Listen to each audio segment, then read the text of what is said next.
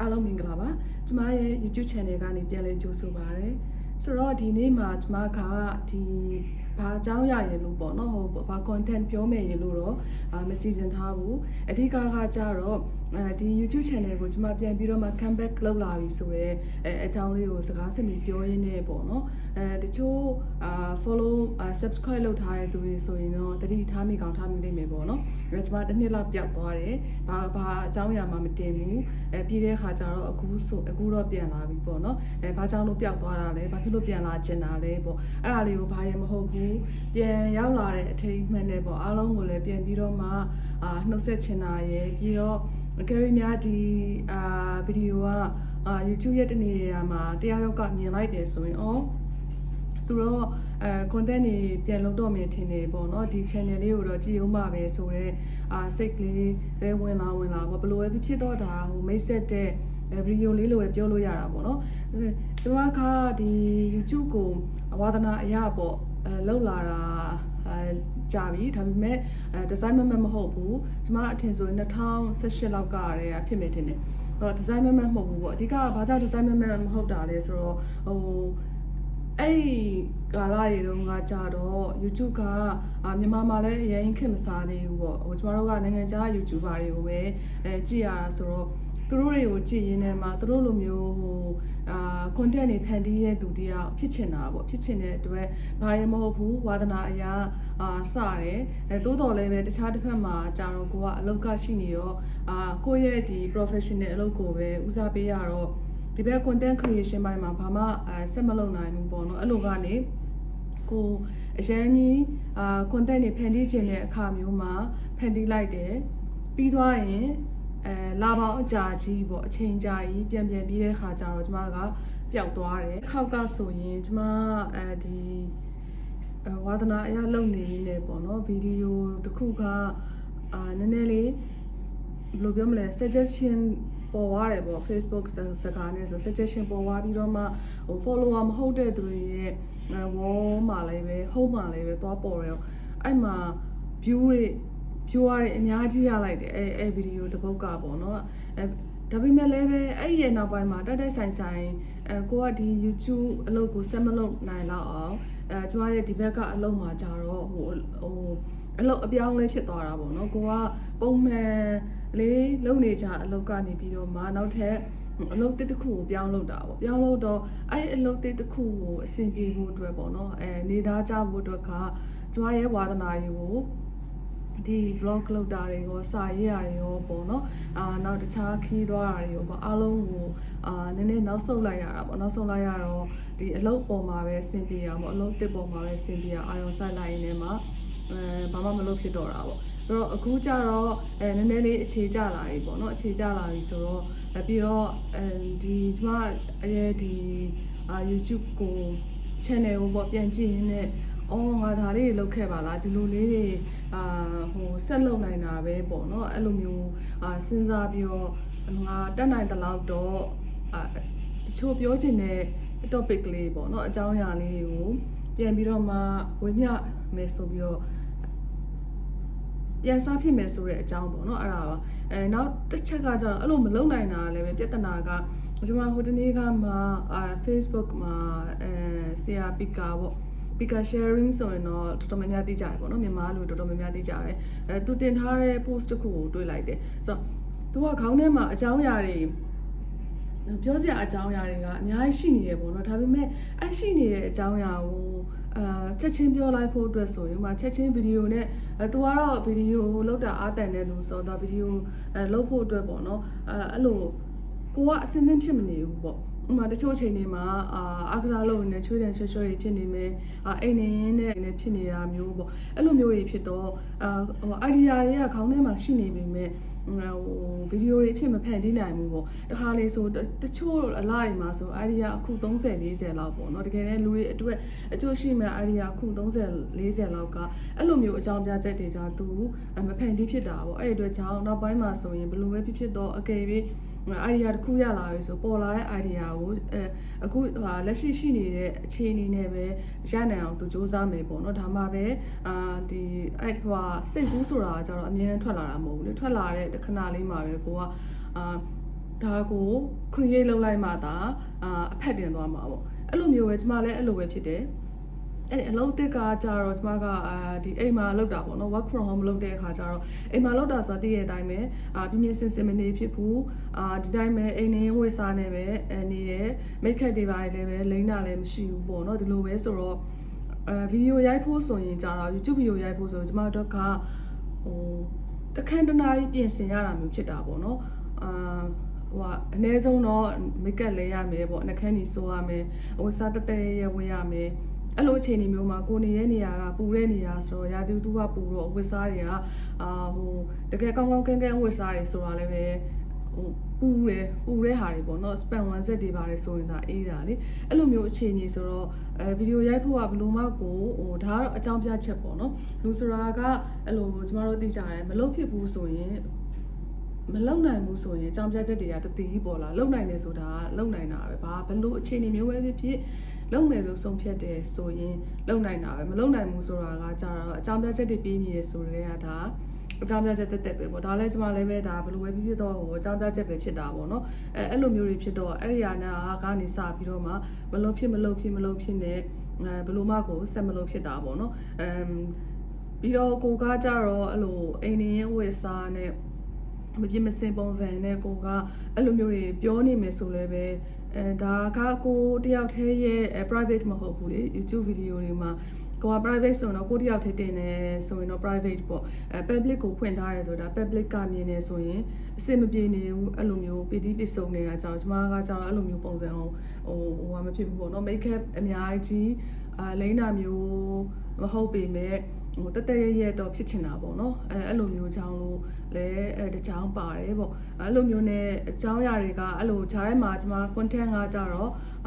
ဟိုလောက်ခြားသွားတယ်ပေါ့တစ်နှစ်လောက်ခြားသွားတယ်ပေါ့နော်တစ်နှစ်လောက်ခြားသွားတဲ့အတွင်းမှာ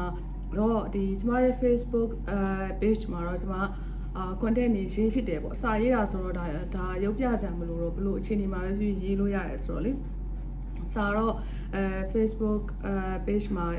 အခါတလေရေးဖြစ်တယ်ရေးဖြစ်တော့ကျွန်မချင်းရင်လည်းဘယ်လိုဖြစ်လာလဲဆိုရင်လူကလေဟို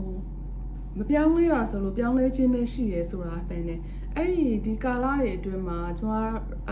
ဒီတွေ့ကြုံရတဲ့နောက်ပတ်ဝန်းကျင်ဖတ်တဲ့စာတွေကြည့်တဲ့ရုပ်ရှင်တွေပေါ့နော်ကြည့်မိတဲ့ဒီ content တွေပေါ့နော်နောက် podcast တွေပေါ့အဲ့လိုမျိုးဟာတွေဟိုဖြစ်ရင်းနဲ့ကိုယ့်ရဲ့ဒီအတွေ့အကြုံပေါ့နော် experience ပေါ်မူတည်ပြီးတော့မှကိုစိတ်ဝင်စားတဲ့အကြောင်းအရာတွေကလည်းပဲပြောင်းလဲသွားတယ်ဆိုတော့အရင်တော့ဆိုကျွန်မ spiritual ဘိုင်းနေပေါ့နော်ဒီစိတ်အတွင်းစိတ်ပိုင်းတွေပေါ့အတွင်းစိတ်ပိုင်းတွေကိုကျွန်မစိတ်ဝင်စားတယ်ဒီ law of attractions တို့နောက်manifestation တို့အဲ့လိုမျိုးတွေပေါ့နော်စိတ်ဝင်စားလာတယ်အခုနောက်ပိုင်းကျတော့ကျွန်မကဒီစိတ်ပိုင်းထက်ကိုမှphysical ဘိုင်းကိုပို့ပြီးတော့မှစိတ်ဝင်စားလာတယ်ပြောမယ်ဆိုရင်ဒီ wellness ပေါ့နော် wellness မှာတော့ဒီစိတ်ပိုင်းလည်းပါတယ်ခန္ဓာကိုယ်ပိုင်းလည်းပါတယ်ပေါ့နော် wellness ပိုင်းကိုပို့ပြီးတော့မှစိတ်ဝင်စားလာတယ်စိတ်ပိုင်းဆိုင်ရာကျန်းမာကြံ့ခိုင်ဖို့ခန္ဓာကိုယ်ပိုင်းဆိုင်ရာတွေကျန်းမာကြံ့ခိုင်ဖို့ပေါ့နော်အဲ့လိုမျိုးတွေလည်းစိတ်ပါလာပြီးတော့မှအဲ့ဒါတွေပဲတောက်လျှောက်အလုပ်ဖြစ်နေရပုံမှာချင်းကစားရတယ်ပေါ့နော်healthy ဖြစ်အောင်စားရတယ်နေထိုင်တယ်ပေါ့အဲ့ဒီအတွက်ကြောင့်ကျွန်မမျှဝေတယ်ဒီ Facebook မှာကျွန်မမျှဝေတယ်အကြောင်းအရာတွေကလည်းပဲ iPad ပိုင်းကိုရောက်သွားတာမျိုးဖြစ်သွားတာပေါ့နော်ဆိုတော့အဲ့ဒီဟာကြောင့်လို့ဒီဖြစ်သွားတဲ့ gap ဖြစ်သွားတဲ့တစ်နှစ်အတွင်းမှာဒီနောက်ပိုင်းအခုပြောမဲ့ကျွန်မ sharing လုပ်ပေးမဲ့အကြောင်းအရာတွေဒီလည်းပဲအခုကျွန်မစိတ်ဝင်စားရတယ်လက်ရှိစိတ်ဝင်စားနေတဲ့ဒါအကြောင်းအရာတွေပဲဖြစ်လာမှာပေါ့နော်ဖြစ်လာမှာပေါ့ပြီးတော့နောက်ထပ်ဒီဟာကိုပေါ့နော်ဒီ content တွေကိုဖန်တီးဖို့အတွက်ဘာဖြစ်လို့အရင်စိတ်ပါလာတာလဲဆိုတော့ဒီအခုနောက်ပိုင်းကျတော့တည့်ရဲ့အတိုင်းပဲလူတွေကလေတကယ်ကိုပဲဟိုရှုပ်ထွေးတဲ့ကာလအချိန်ကာလကြီးမှာနေထိုင်နေရတာဆိုတော့စိတ်ကလေးကောင်းနေဖို့ပေါ့နော်စိတ်ကလေးတည်ငြိမ်အေးချမ်းနေဖို့အတွက်လိုအပ်တယ်ပေါ့လိုအပ်တော့ကျွန်မဆိုရင်ကျွန်မရဲ့အချင်းကအခုနောက်ပိုင်းဘယ်လိုဖြစ်လဲအခုနောက်ပိုင်းလည်းမဟုတ်အရင်ကပေါ့နော်အရင်ကဆိုရင်တော့ကျွန်မဒီလမ်းလျှောက်တယ်ဆိုလမ်းလျှောက်နေတဲ့ဒီ podcast တွေနားထောင်နေပေါ့နိုင်ငံခြား podcast တွေ English လိုတွေနားထောင်နေပေါ့နောက်ပိုင်းကျတော့အဲ့လိုမျိုးဟာတွေ ဟိုတက်ကိုဒီညပိုင်းနေပေါ့နော်ညပိုင်းနေအိတ်ခါနီမှာဆိုရင်ချက်ချင်းအိတ်မပြောတဲ့ခါကျတော့ဒီ podcast တစ်ခုခုနားထောင်ပြီးမှနားထောင်နေနေမှာသူကဒီ podcast ကတကယ်တမ်းဆိုရင်တော့ဟိုကောင်းတဲ့အကြောင်းအရာတွေပြောနေတာဒါပေမဲ့ကိုယ့်ကိုချော့တိတ်တယ်လို့မျိုးပေါ့နော်အမေကကလေးကိုချော့တိတ်တယ်လို့မျိုးဖြစ်ပြီးတော့podcast လေးနားထောင်ပြီးတော့အိတ်တဲ့အကျင့်လေးဖြစ်လာတယ်အဲ့လိုမျိုးဖြစ်လာတဲ့အခါမှာညပိုင်းနားထောင်တဲ့ podcast တွေကြတော့ကျွန်မကဒီအင်္ဂလိပ်လိုတွေနားမထောင်နိုင်ဘူး။ဘာကြောင့်လဲဆိုတော့အဲ့လိုနားထောင်လိုက်ရင်ကျမတို့ကဘယ်လောက်ကြီးပဲဒီအင်္ဂလိပ်စာကိုပေါ့နော်advance နေဖြစ်နေပါစေကျမတို့ရဲ့အုံနောက်က process လုပ်ရတယ်နားလည်အောင် process လုပ်နေရတော့အဲ့မှာအင်္ဂလိပ်စာကိုနားလည်အောင်လုပ်နေရနေပဲကိုကအိတ်မပြောနိုင်ဘူးဆက်ဖြစ်သွားနိုင်တယ်ပေါ့နော်အဲ့ဒီအတွက်ကြောင့်ကျမကိုကမြန်မာစာဆိုရင်ကြောက်တာကိုရဲ့မိခင်ဘာသာစကားလေးမိခင်ဘာသာစကားဆိုတော့ဘယ်လိုပဲဖြစ်ဖြစ်ဘာမှခေါင်းထဲမှာ process ကြီးကြီးကျယ်ကျယ်လုပ်နေစရာမလိုဘူးသူပြောလိုက်တာနဲ့ဒါဆိုတာကိုဘာလို့ချက်ချင်းနားလေတဲ့အတွက်ကြောင့်အိပ်ပျော်လွယ်တယ်ပေါ့နော်ဘယ်လိုမျိုးဟိုနေပြောတာမဟုတ်ပေမဲ့ကျမအတွက်အိပ်မပြောခင်မှာအချို့အကြောင်းအရာလေးတွေရလိုက်တာလေးရှိတယ်ပြီးတော့ကျမအိပ်ပျော်သွားတယ်အိပ်ပျော်သွားပြီးနောက်ကိုစိတ်ဝင်စားတဲ့ဟာဆိုနောက်ရက်မှာဒီအိမ်သက်ရှင်းလုံးနေချိန်လေးကိုအားတဲ့အချိန်ကြီးတို့မှာပြန်ပြီးတော့မှနားထောင်လိုက်တယ်ပေါ့နော်အဲ့လိုမျိုးနဲ့ဆိုတော့ကျမဒီမြန်မာ podcast တွေပေါ့ကိုပို့ပြီးတော့နားထောင်ချင်လာတယ်လို့ဆိုတော့ YouTube မှာကြာတော့ကိုကပဲမတိတာလည်းဖြစ်လိမ့်မယ်ပေါ့နော်ကျွန်မ follow လုပ်ထားတာလည်းပဲဒီအရင်တည်းကနိုင်ငံခြား YouTuber တွေကိုကိုကကြည့်နေကြဆိုနိုင်ငံခြား YouTuber တွေများတာလည်းပဲဖြစ်ကောင်းဖြစ်လိမ့်မယ်ဆိုတော့အများကြီးကျွန်မမတွေ့ဘူးပေါ့နော်ကျွန်မတွေ့တာကဒီ audio book တွေတော့တွေ့ရဒါပေမဲ့ audio book ကြတော့ကျွန်မခံစားမိတာကသူကနှလုံးသားကလာတာမဟုတ်ဘူးပေါ့နော်လူတစ်ယောက်ရဲ့နှလုံးသားကနေသူ့ရဲ့ဘယ်လိုပြောမလဲemotion မပါဘူးပဲဟို तू ကဒီစာအုပ်တအုပ်ကိုစာဖတ်ပြတာပဲရှိရသူ့ရဲ့တကယ်ခံစားချက်နဲ့ထွက်လာတဲ့စကားလုံးတွေမဟုတ်တော့ကျွန်မကအဲ့ဒီလိုမျိုးဟာတွေဆိုရင်ဟိုစာအုပ်ကိုမဖတ်ချင်ဘူးဆိုတဲ့အခြေအနေမျိုးမှာတော့နားထောင်နိုင်တယ်အဲ့လိုမျိုးညတွေဘာတွေမှာအဲ့လိုမျိုးအိတ်ခမ်းတွေနားထောင်တဲ့ဟာတွေမှာဆိုရင်တော့အဲ့လိုနှလုံးသားမပါနှလုံးသားခံစားချက်မပါတဲ့စာမျိုးတွေကိုနားမထောင်တတ်ဘူးအဲ့လိုဆိုတော့တကယ်ကိုပဲကိုယ့်ရဲ့စိတ်ထဲကနေပြောနေတယ်ပေါ့နော်နှလုံးသားနဲ့ခံစားပြီးပြောနေတဲ့ဒီ YouTuber တွေပေါ့ YouTuber တွေအဲ့လိုမျိုး sharing လုပ်နေတဲ့ content တွေပေါ့မြန်မာ content တွေကကျွန်မအရင်ကြီးမတွေ့ရဘူးအဓိကကျွန်မနားထောင်ဖြစ်တာကကြတော့ဆီယမမဟောစီရဲ့podcast တွေကျွန်မနားထောင်ဖြစ်တယ်ညရောက်ရင်ပေါ့နော်နောက်သူမပေါ့သူမ coaching ပေါ့နော်အဲ့ဒီသူ့ရဲ့ဟိုဟာတွေပေါ့content တွေကျွန်မနားထောင်ဖြစ်တယ်တခါတလေပြီးတော့နောက်တိတ်အများကြီးမရှိဘူးအော်နောက်ဇေယဘာမစ်သူလားအဲ့ဒီတမောင်လေးပဲဖြစ်မယ်ကျွန်တော်တဲ့ငယ်လောက်တယ်သူရဲ့ content တွေစိတ်ပညာနဲ့ဆိုင်တဲ့ content တွေပေါ့နော်နောက်ထောင်ဖြစ်တယ်